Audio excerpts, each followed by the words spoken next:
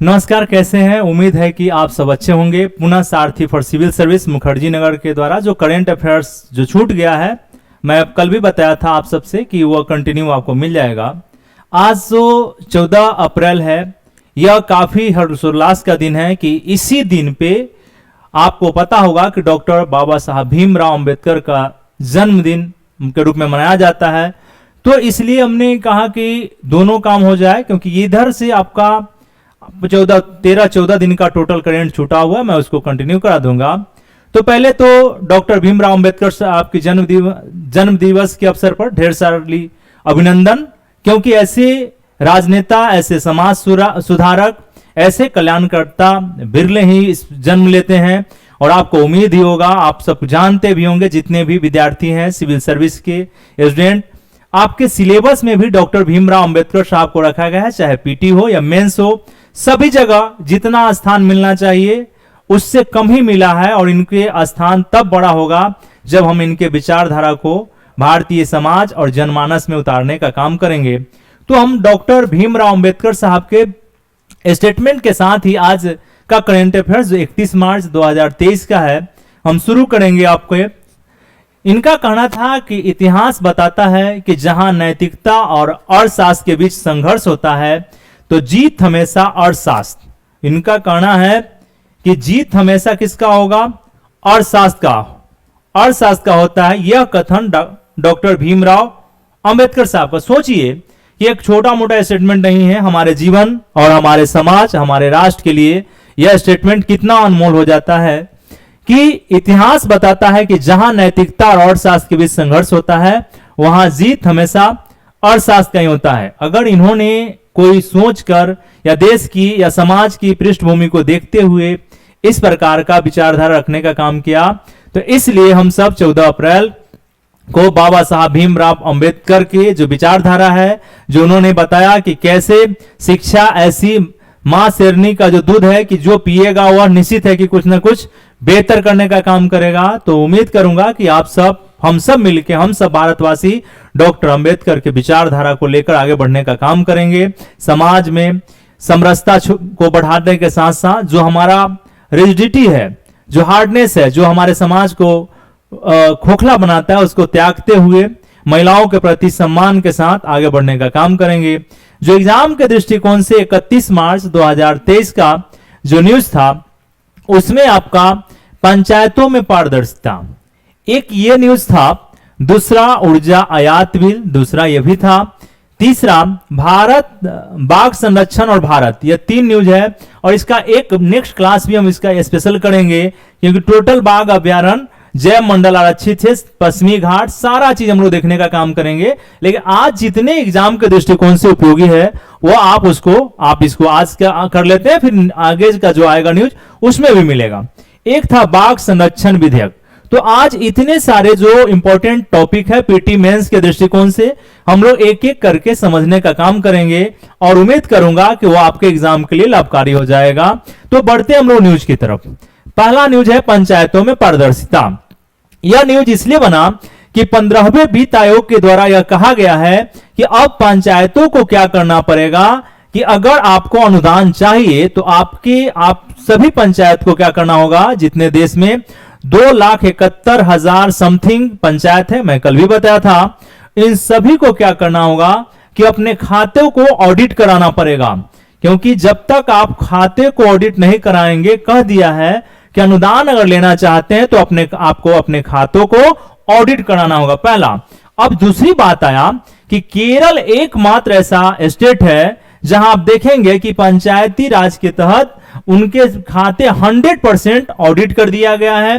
तो यह भी आपको पीटी कमेंस में दोनों जगह यह लाइन आपके लिए उपयोगी हो जाएगा कि केरल ही एकमात्र। और एक चीज और बताना चाहेंगे कि आइडियल पंचायत है, आइडियल पंचायती राज के रूप में जाना जाता है केरल का, क्योंकि आप देखे होंगे कि 11वीं अनुसूची में जो 29 सब्जेक्ट दिए गए हैं पंचायत को, उसमें से 18+ सब्जेक्ट ऐसे हैं जिसे पंचायतों को दे दिया गया है। भारत के अन्य ऐसे राज्य इस तरीकों को करने में अभी इच्छुक नहीं दिखाई पड़ रहे हैं। तो ये दूसरा लाइन, ठीक है। तीसरा जो स्टेटमेंट था इसमें कि 9 ऐसे राज्य हैं जिन्होंने 6ठे वेतन आयोग आयोग का गठन कर लिया है। इसमें असम, बिहार, हिमाचल प्रदेश, हरियाणा, तमिलनाडु, केरल, पंजाब, सिक्किम इत्यादि राज्यों का चर्चा किया गया था। तो यह इससे लिंक है, इसलिए मैंने आपको इसको रखने का काम किया।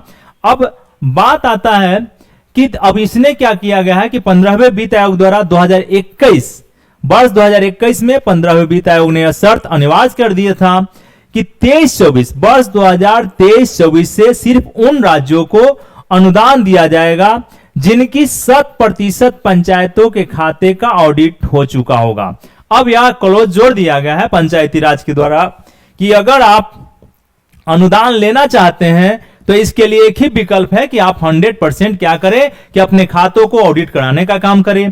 तो यह न्यूज था। अब न्यूज के साथ हमने क्या किया कि 15वें वित्त आयोग, तो 15वें वित्त आयोग से बारे में अगर आपको पूछता हो तो न्यूज था, न्यूज के जस्ट पृष्ठभूमि पर और कोई पूछे 15वें वित्त आयोग तो बताना है कि वित्त आयोग का चर्चा संविधान के अनुच्छेद 280 और 81 में आपको चर्चा मिल जाएगा। तो यह 280 आपको याद रखना है कि 15वें वित्त आयोग, 81 भी उससे जुड़ा हुआ है तो 280 81। इसका गठन हुआ था 22 नवंबर 2017 को। 15वें वित्त आयोग का गठन 22 नवंबर 2017 को हुआ था और इसका कार्यकाल 5 साल का है। और यह देखेंगे कि 2020 से 25 तक, वित्तीय वर्ष 2020 से 25 तक निर्धारित है। और 15वें वित्त आयोग के अध्यक्ष एनके सिंह हैं, यह भी याद रखिए, कई बार छोटे एग्जाम में पूछे गए। और आपको पता ही होगा कि वित्त आयोग के जो अध्यक्ष होते हैं उसकी नियुक्ति राष्ट्रपति के द्वारा होता है। ये आप मान के चलेंगे कि राष्ट्रपति कार्यपालिका का प्रधान है, लेकिन बाकी जो मेन वास्तविक काम होता है पीएम और उसके द्वारा गठित मंत्रिपरिषद, पीएम और मंत्रिपरिषद के सुझाव पर ही नियुक्ति हुआ होगा। तो ये एनके सिंह है, आपके अध्यक्ष हैं 15वें वित्त आयोग के। इसके सदस्य देखिए, एग्जाम में कई बार क्या होता है कि खासकर स्टेट पीसीएस एग्जाम में कि जो कमीशन होते हैं उस कमीशन के सदस्यों का भी नाम पूछ लिया जाएगा आपसे कि इसमें कौन सदस्य हैं या नहीं है। तो 15वें वित्त आयोग के सदस्य का नाम देखेंगे तो डॉक्टर अनूप सिंह एक, शक्तिकांत दास दूसरा, अशोक लाहड़ी तीसरा और डॉक्टर रमेश चंद्र, यह 4 ऐसे सदस्य हैं। आपको 4 सदस्य हैं 15वें वित्त आयोग का। यहां तक हमने आपको समझाने का काम किया कि 15वें वित्त आयोग के बारे में बेसिक जानकारी। फिर हमने कहा कि पंचायती राज, तो पंचायती राज को अगर याद रखना है एक तरीका से, एक क्रम में, तो मैं तेजी में आपको बताते चलता हूं कि कैसे आपको याद रखना चाहिए। तो आपको पता होगा कि पंचायती राज प्राचीन काल में भी भारत में पंचायत जो है प्राचीन काल में, मध्यकाल में भी सक्रिय था। जब ब्रिटिश भारत आया तो इसे एक कानूनी रूप में लाने का काम किया। और आप नाम सुने होंगे गवर्नर जनरल या वायसराय लॉर्ड रिपन का, जिन्हें स्थानीय स्वशासन का जन्मदाता कहा जाता है। उन्होंने 1880 से 84 उनका टाइम पीरियड है, 1880 से 84, इसी में आपको दिखाई पड़ेगा 81-82 में कि पंचायती राज के लिए स्थानीय स्वशासन की शुरुआत की, स्थानीय स्वशासन की शुरुआत की। एक लाइन। दूसरा आपको इसमें डाटा याद रखना चाहिए 1919 का वो अधिनियम, भारत शासन अधिनियम, जिसमें पंचायती राज को जगह दिया गया था। इससे जब आप 1919 से जब आप आगे बढ़ेंगे तो आपको दिखाई पड़ेगा जब देश आजाद होने की स्थिति में आया 1947 से पहले 1946 में संविधान सभा का गठन हुआ। तो संविधान सभा के गठन जो प्रारूप समिति के अध्यक्ष थे डॉक्टर भीमराव अंबेडकर और अन्य जो गांधी के फॉलोअर थे, उनमें डिबेट हुआ कि पंचायती राज को कहां जगह दिया जाए, किस स्तर पर रखा जाए। तो डॉक्टर भीमराव अंबेडकर का कहना है कि पंचायतें जो है वह आपको भाई भतीजावाद, भ्रष्टाचार, जाति धर्म का अखाड़ा है। लेकिन गांधी का कहना था कि अगर आप पॉलिटिकल डिसेंट्रलाइज अगर करना चाहते हैं तो पंचायत को जगह देना पड़ेगा, क्योंकि पूरी व्यवस्था पंचायत से ही अगर शुरू किया जाए तो वह क्या होगा कि पूरा पावर डिस्ट्रीब्यूट होगा और बंटने से क्या होगा कि धीरे धीरे भारत समृद्ध होते चला जाएगा। अब गांधी को जगह देना था, तो गांधी को जगह देने के लिए ही डीपीएसपी में राज्यों को छोड़ दिया गया कि अब राज्य को निर्देश दिया गया कि आप पंचायत को जैसे चाहेंगे वैसे गठित कर सकते हैं। तो संविधान के अनुच्छेद 40 में जगह दिया गया, यह भी ध्यान रखिएगा, यह डाटा आपको लिखा हुआ होगा। फिर क्या हुआ कि जवाहरलाल नेहरू जी उन्होंने कहा कि पंचायतों को अगर बेहतर बनाना है तो क्या क्या करना चाहिए। तो 1952 में क्या हुआ कि स्थानीय विकास परिषद का गठन हुआ, यहां से भी क्वेश्चन पूछा गया है। फिर आप देखेंगे 1953 आपको न्यायिक परिषद का गठन हुआ 53 में। फिर 53 के जस्ट आगे कि पंचायतें बेहतर से काम कर रही है या नहीं कर रही है, इसी उद्देश्य से 1955 में बलवंत राव मेहता समिति का गठन किया गया था, जिस समिति ने क्या हुआ कि आपको 57 में रिपोर्ट दिया और लोकतांत्रिक विकेंद्रीकरण शीर्षक से यह रिपोर्ट था। और इस रिपोर्ट में बताया गया था कि पंचायतें त्रिस्तरीय हो, पंचायत स्तर पर, ब्लॉक स्तर पर, जिला स्तर पर हो, निर्धारित किया जाए। इसी रिपोर्ट को ध्यान में रखते हुए आप पंडित जवाहरलाल नेहरू के द्वारा 2 अक्टूबर 1969 को क्या हुआ, 69 को आप नागौर से राजस्थान, नागौर से पंचायती राज की शुरुआत हो गई। उसके जस्ट बाद आप देखेंगे कि आंध्र प्रदेश ने भी पंचायती राज की शुरुआत। यहां तक बात हमने बेसिक बात आपको समझाने का काम किया। फिर आप देखेंगे कि जब जनता पार्टी की सरकार, इस बीच में आपको देखेंगे कि पंचायतें का चुनाव जो है कंटिन्यू नहीं हो पाता था, लंबा लंबा समय, और कई तरह के प्रशासनिक, सामाजिक और राजनीतिक भ्रष्टाचार यहां दिखाई पड़ रहा था।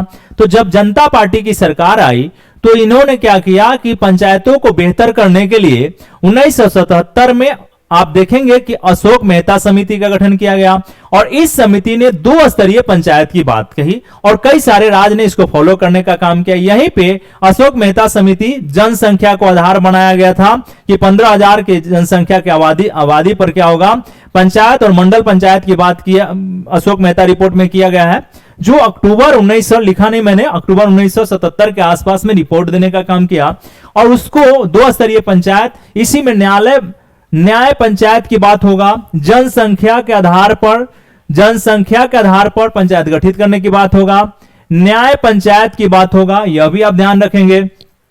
यह बताया गया था कि राजनीतिक पार्टी भी इसमें जुड़ने का काम करेगी, और इसको अशोक मेहता समिति को आधार बनाते हुए कई ऐसे राज्य थे, कोलकाता से लेकर अलग अलग राज्यों ने इसको फॉलो करने का काम किया, लेकिन जनता पार्टी की सरकार अत्यधिक दिनों तक नहीं चल पाई। तो यह भी आपको एक सीक्वेंस में याद रखना चाहिए। फिर जब आप उधर ऊपर से 77 के बाद बढ़ेंगे तो पहली बार एलएम शिंगवी समिति, पीके थुंगम कमेटी भी आपको एनसीईआरटी 11th वाला में दिखाई पड़ेगा। लेकिन कोई पूछे कि संविधान में किस समिति के आधार पर पंचायतों को जगह दिया गया था, तो आप बताएंगे कि एलएम शिंगवी समिति, लिखा हुआ है सब आपको यहां मिल जाएगा, एलएम शिंगवी, और किसी भी किताब में ढूंढेंगे तो एक क्रमबद्धता आपको दिखाई पड़ेगा। लेकिन फिर मैंने कहा पंचायत की बात आया है तो एक आपको पंचायत के माध्यम से मैं आपको समझा देता हूं। एलएम शिंगवी समिति ने क्या किया कि संविधान में जगह देने की अनुशंसा की, और इसी को आधार बनाते हुए राजीव गांधी जी ने क्या किया कि 89 में 89 में 64वां संविधान संशोधन बिल लाया गया, लेकिन वह राज्यसभा में पास नहीं हुआ, क्योंकि आप जानते हैं कि उसी व्यक्ति को अपॉर्चुनिटी मिलता है जिसके हाथ से कल्याण लिखा होता है। तो ये मिलना था किनको, नरसिम्हा राव जी को। तो 64वां संविधान संशोधन बिल पास नहीं हो पाया, और यह आगे चल के फिर उसके जस्ट बाद 90 में आपको दिखाई पड़ेगा इनकी मृत्यु के बाद कि वीपी सिंह प्राइम मिनिस्टर बने, जिन्होंने 27% मंडल कमीशन रिपोर्ट को लागू करने का काम किया। सब आपको जानकारी ही होगा।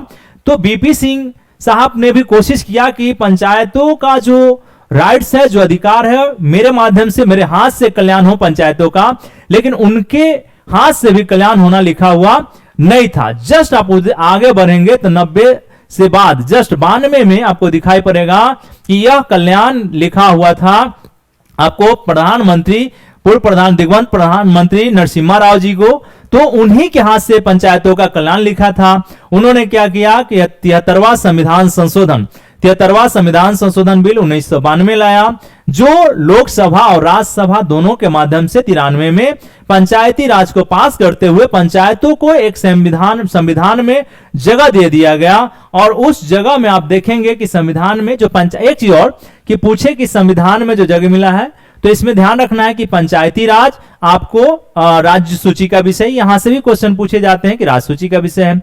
अब क्या हुआ कि नरसिम्हा राव जी का जो सरकार थी, उन्होंने पंचायती राज को विकेंद्रीकरण करने के लिए, उसके भ्रष्टाचार, उसमें त्रुटियों को दूर करने के लिए, वित्तीय स्थिति ठीक करने के लिए क्या किया गया कि पंचायती राज को संविधान में जगह देते हुए संविधान के अनुच्छेद 243 से लेकर 243 न तक स्थान दिया गया, पहला। दूसरा 11वीं अनुसूची जोड़ दी गई, जिसमें टोटल 29 विषय थे और भाग 9 जोड़ा गया। और इस प्रकार से आप देखेंगे कि अंततः 24 अप्रैल लिख दिया हूं मैं कि 24 अप्रैल 93 से क्या हुआ कि पंचायती राज एक संवैधानिक दर्जा पाते हुए भारत के संविधान, भारत के गांव-गांव में संविधान के तहत आपको रेगुलेट होने लगी और इसकी पूरी प्रक्रिया, आपका निर्वाचन हो गया, वित्त आयोग का गठन हो गया, ये मतलब 33% सीटों का आरक्षण हो गया। यह सब चीज आप बड़े स्तर पे पढ़ चुके होंगे, एनसीईआरटी से लेके या कोई भी सोर्स पढ़े होंगे, तो वहां सारा डाटा आपको मिल जाएगा। तो मैंने कहा कि एक करेंट के साथ साथ इतना आपको रिवीजन करा दूं, जिससे क्या होगा कि आपको एक क्रमबद्धता पता रहेगा कि पंचायती राज का विकास किस प्रकार से हुआ है। यहां तक बात समझ में आ गया होगा। बढ़ते हैं हम लोग अगले न्यूज की तरफ। अब हुआ एक चीज और आपको ध्यान रखना है कि पूछ दिया जाता है कि भारत के किन राज्यों में पंचायती राज है या नहीं है, तो आपको कहना है कि भाई दिल्ली में पंचायती राज नहीं है, एक नागालैंड में पंचायती राज नहीं है, मेघालय में भी पंचायती राज नहीं है, मिजोरम में भी पंचायती राज नहीं है। समझ में आ रहा होगा, नहीं है। तो ध्यान रखना है कि दिल्ली, नागालैंड, मेघालय, मिजोरम, इन सभी राज्यों में पंचायती राज की व्यवस्था नहीं है। यहां से भी क्वेश्चन पूछे जाते हैं। अब आते हैं मेंस के क्वेश्चन पर। जो मेंस का क्वेश्चन हमने बनाया कि 15वें वित्त आयोग के महत्वपूर्ण सिफारिशों के साथ साथ यह बताएं कि पंचायतों के लिए किस प्रकार की सिफारिश किए गए हैं। 15वें वित्त आयोग के महत्वपूर्ण सिफारिश के साथ साथ पंचायतों के लिए जो सिफारिश किए गए हैं उसको भी आप लिख सकते हैं। तो ये आप मेंस पर प्रैक्टिस करिए वित्त आयोग से रिलेटेड। यह आपको 8 नंबर में भी पूछे जा सकते हैं, 10 नंबर भी और 12 नंबर में भी प्रश्न पूछे जा सकते हैं। तो इसका कंटिन्यू प्रैक्टिस करते चलें पॉलिटी के दृष्टिकोण से। अगला जो क्वेश्चन था कि भारतीय राजनीति में सत्ता के विकेंद्रीकरण का आधार पंचायतें हैं। आधार क्या है? भारतीय राजनीति में सत्ता के विकेंद्रीकरण का आधार पंचायतें हैं। इस कथन को ध्यान में रखकर इसमें महत्वपूर्ण समस्याओं का पहचान कर उसका समाधान बताइए। कह रहा है कि अगर लोकतांत्रिक विकेंद्रीकरण का आधार अगर पंचायत है तो अभी भी उसमें कई प्रकार की समस्याएं बने हुए हैं। उस समस्याओं को चिन्हित करते हुए आप क्या करें कि उसका समाधान बताइए। इस क्वेश्चन का प्रैक्टिस करिए। दूसरा, यह भी आपके लिए काफी क्वेश्चन उपयोगी था, इसलिए मैंने इसको क्वेश्चन को बनाया। फिर आता है कि ऊर्जा आयात बिल, यह भी न्यूज में था। तो इसमें क्या हुआ है कि जो चालू वित्तीय वर्ष है हमारा, उसमें हम जो आयात कर रहे हैं एनर्जी को, यह बढ़ते जा रहा है। इसमें आपको दिखाई पड़ेगा कि आयात बिल हमारा जो बढ़कर है 43.6% वृद्धि के साथ 260 अरब डॉलर हो गया है। अगर ऊर्जा आयात बिल लगातार बढ़ने लगेगा तो निश्चित है कि इसका कुप्रभाव आपको पड़ेगा। और यह कुप्रभाव कहां दिखाई पड़ेगा? व्यापार घाटा पर, क्योंकि व्यापार घाटा आपका बढ़ते चला जाएगा और किसी भी देश के लिए और व्यापार घाटा लगातार बढ़ते चला जाता है तो निश्चित है कि उसकी अर्थव्यवस्था को खामियाजा उठाना पड़ता है। इसलिए यह आयात बिल को कम करने की बात हो रही है। एक संगठन है आर्थिक शोध संस्थान ग्लोबल ट्रेड रिसर्च इनिशिएटिव, जीटीआईआर एक ऐसा संगठन है जिसने कहा है कि भारत सरकार को कि अगर ऊर्जा आयात बिल काबू में नहीं रखा गया तो क्या होगा कि निकट भविष्य में व्यापार घाटा को पाटना क्या होगा? मुश्किल हो जाएगा। व्यापार घाटा को पाटना मुश्किल हो जाएगा। तो ये आप थोड़ा सा आयात बिल से रिलेटेड जो डाटा था वह कहीं ना कहीं किसी न किसी एग्जाम में, और आप देखते होंगे कि यूपीएससी, यूपीपीसीएस के लिए या बिहार के लिए आप इकोनॉमिक्स वाला एरिया का महत्व बढ़ते चला जा रहा है। तो इसलिए इकोनॉमिक्स का एरिया, पॉलिटी का एरिया, इन्वायरमेंट इकोलॉजी का न्यूज, इसको आप क्या करें एक सिस्टमेटिक दायरे में लेके चलें तो आपका आंसर सटीक, मतलब आपका एरिया तैयार होते चला जाएगा और आप क्या करेंगे कि अच्छे स्थिति में होंगे। तो यह भी डाटा न्यूज आपके न्यूज में थे। तो अब हम बढ़ते हैं अगले न्यूज की तरफ। अगला न्यूज है वो काफी वेरी इंपॉर्टेंट न्यूज है, काफी इंपॉर्टेंट न्यूज है। तो बाघ संरक्षण और भारत, यह काफी लंबा न्यूज था इसलिए मैं 2 पार्ट बनाया हूं। आज मैं इतना बता दे रहा हूं, फिर कल हमारा न्यूज मिलेगा कि यहां पे हम आपको कल बताएंगे कि जैव मंडल आरक्षित क्षेत्र कौन कौन सा है, कितने 53 बाघ अभ्यारण्य तो कहां है, ये सारा लोकेशन आपको उस प्राइम मिनिस्टर साहब ने पश्चिमी घाट, तो पश्चिमी घाट की तरह है, पश्चिमी घाट के जनजातियां, उसकी भी चर्चा, जो वहां का रिवर, यह सब जैव मंडल आरक्षित क्षेत्र, जो आप नीलगिरी प्रथम जैव मंडल आरक्षित क्षेत्र था, ये सारा डाटा मैं नेक्स्ट इसका सीक्वेंस बताऊंगा। लेकिन आज है कि बाघ स्टेट कितने हैं, कैसे एक सीक्वेंस में चलते हैं। तो पहला कि बाघ संरक्षण और भारत, तो तो आपको बताना है कि बाघ संरक्षण और भारत में कि 1 अप्रैल 1973 को बाघ संरक्षण परियोजना की शुरुआत, फर्स्ट लाइन, बाघ संरक्षण परियोजना की शुरुआत मैसूर के बांदीपुर वन्यजीव अभयारण्य से हुआ।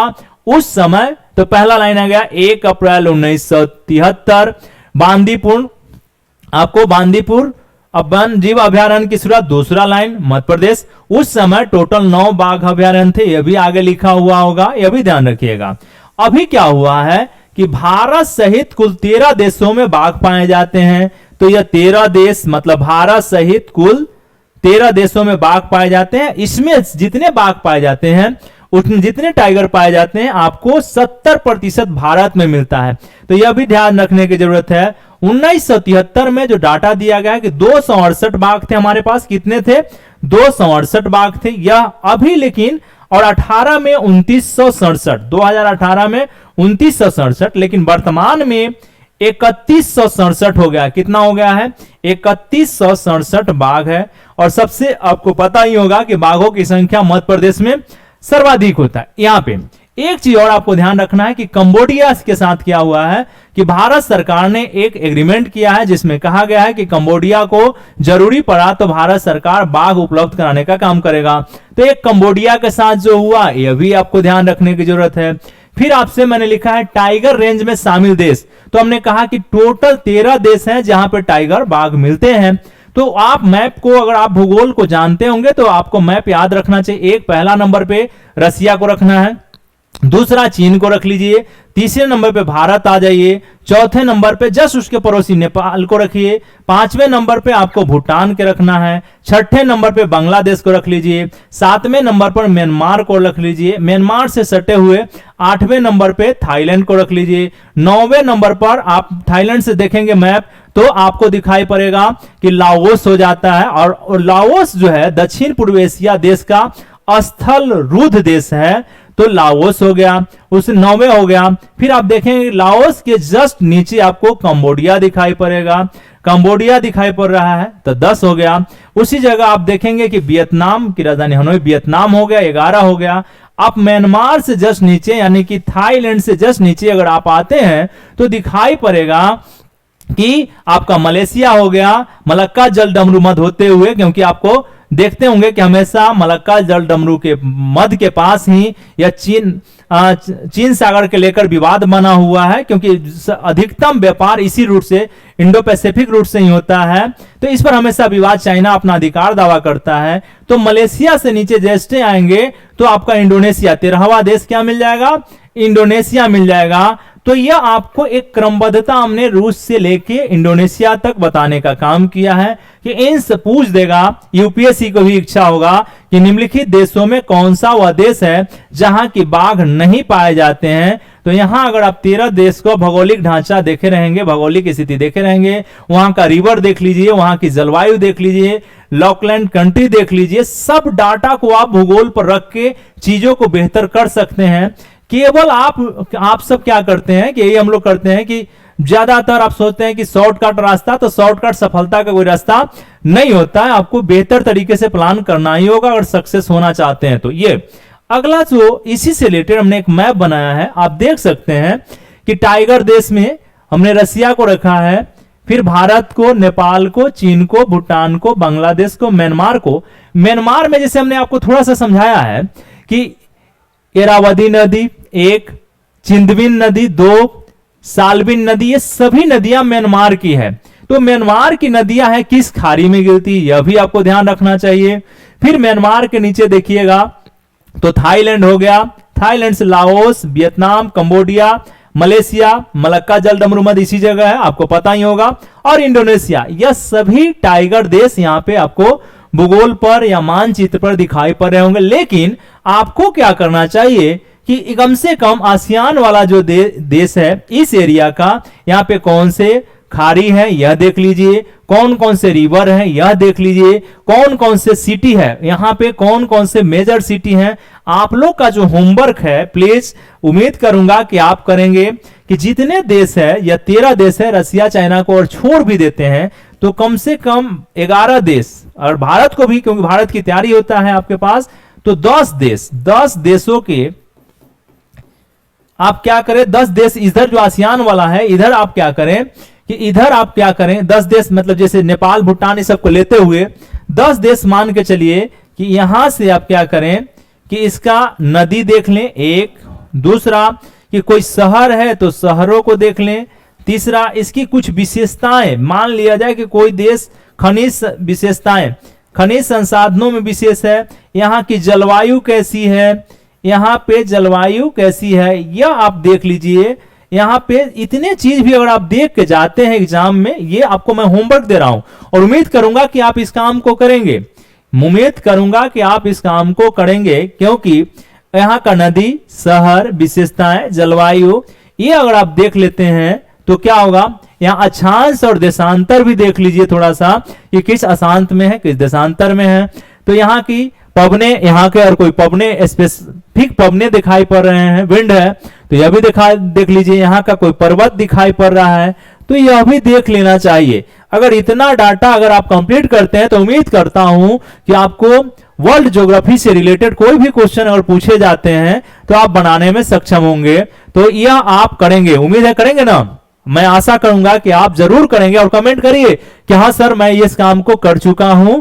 आप कभी भी आप करके आप एक काम करिए कि मेरे व्हाट्सएप पे आप क्या करिए या टेलीग्राम पे आप वो अपने नोट्स को आप भेज सकते हैं, दिखा सकते हैं कि जी सर मैंने इस काम को कर लिया, आपके बात को मानने का काम किया। तो यह न्यूज आपको ध्यान रखना चाहिए। फिर यही कहा गया है कि 73 में कुल 9 टाइगर रिजर्व थे, जिसका क्षेत्रफल 18,000 किलोमीटर था। वर्तमान में 2023 में 53 टाइगर रिजर्व है, जिसका क्षेत्रफल 75,000 किलोमीटर से अधिक है, वर्ग किलोमीटर से अधिक है, ठीक है। और बाघों की सर्वाधिक संख्या मध्य प्रदेश में है।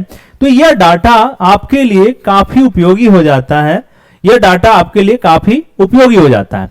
आज का जो न्यूज था मैं इतना ही आपको करा सका, फिर मैं अगले दिन लाऊंगा सारा डाटा इकट्ठा कर करके, और समय से पहले जैसे कुछ दिनों का जो न्यूज है गैप हुआ है, लेकिन मैं कोशिश कर रहा हूं कि टाइम को पकड़ लूंगा और फिर आपको क्रमबद्धता की तरफ हम लोग क्रम में डे बाय डे बढ़ते चले जाएंगे।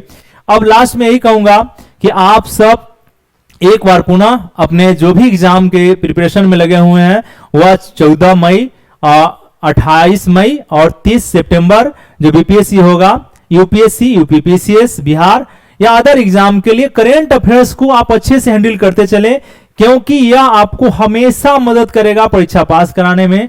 इसलिए इसी न्यूज के साथ हम अपने बातों को रखते हुए आपको बताना चाहेंगे कि अगर आपके लिए न्यूज और सारथी फॉर सिविल सर्विस उपयोगी साबित हो रहा है तो आप अपने मित्रों के साथ इसको शेयर करें, लाइक करें, सब्सक्राइब करें और कमेंट भी करें। अगर कोई चीज सुझाव देना चाहते हैं, कोई त्रुटि लग रहा है, किसी भी तरह का कोई कमेंट करेंगे, क्योंकि मैं भी आप ही सबसे सीखता हूं। सीखने की कोई उम्र नहीं होती है, कोई नॉलेज नहीं होता है, व्यक्ति कभी भी किसी से सीख सकता है। तो आप सुझाव देंगे तो इसके लिए बहुत बहुत धन्यवाद, और उम्मीद करूंगा कि आप अपना ख्याल रखें, अपने एम पर ध्यान रखें और अपने परिवार का ख्याल रखें। आप जब कामयाब हो जाएंगे तो परिवार निश्चित है कि कामयाब हो जाएगा। बहुत बहुत धन्यवाद।